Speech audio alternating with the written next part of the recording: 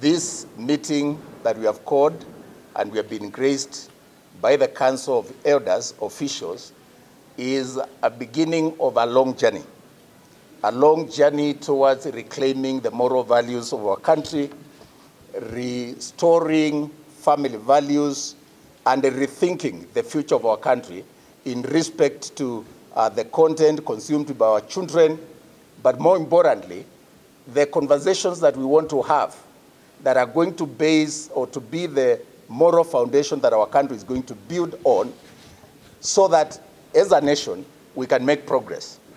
Many parents have failed their children, and the society in general has failed the children of our country. The media has failed the children of our country. The leadership of the country has failed, and there is a failure of leadership at so many levels, from the parents in the family to role models to artists to our leaders in the both political, religious, and all sectors of society. I think it would be an honorable admission for us to say today that there is a problem.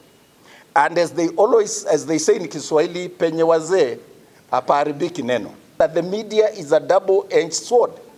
And with globalization, with technology and social media, our kids having access to the internet and watching Netflix and watching pay-to-view TV, and all manner of gadgets being available and programs being available, including on over-the-top services and on social media.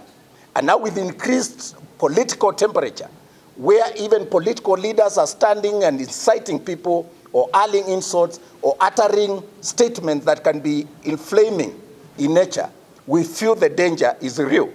And so we went to these elders humbly and requested them to help us.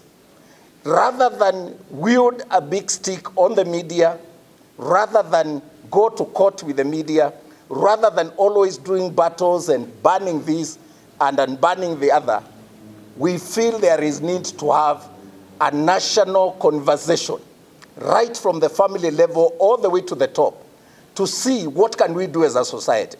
Because the negative influence of the media, the negative influence of music, the negative influence of video games will have far-reaching negative implications in undermining the progress and the development of our country. It is a fact we have a problem in this country. As custodians of culture, we know that some of these things are not even, don't even need to be preached. It's obvious. A man does not marry a man. A woman does not marry a fellow woman. Otherwise, population will get finished.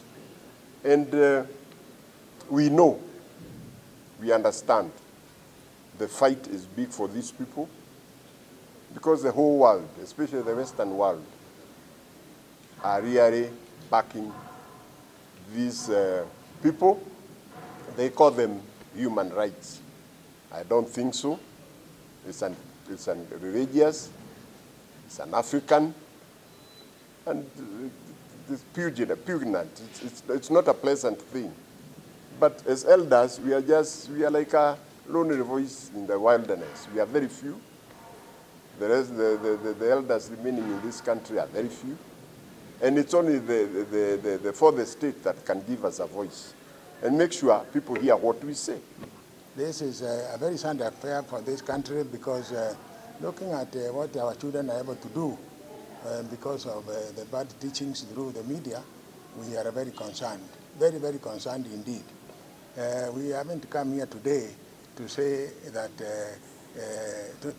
to talk about anything. We have come here to agree to form a formidable force with the Kenya Film Classification Board, so that we can go out of Nairobi here and teach about the moral values. And we shall engage all the councils of elders countrywide to tell them that they should, as much as possible, try to teach and to control their children from watching bad films, bad pictures, bad things that appear on the television.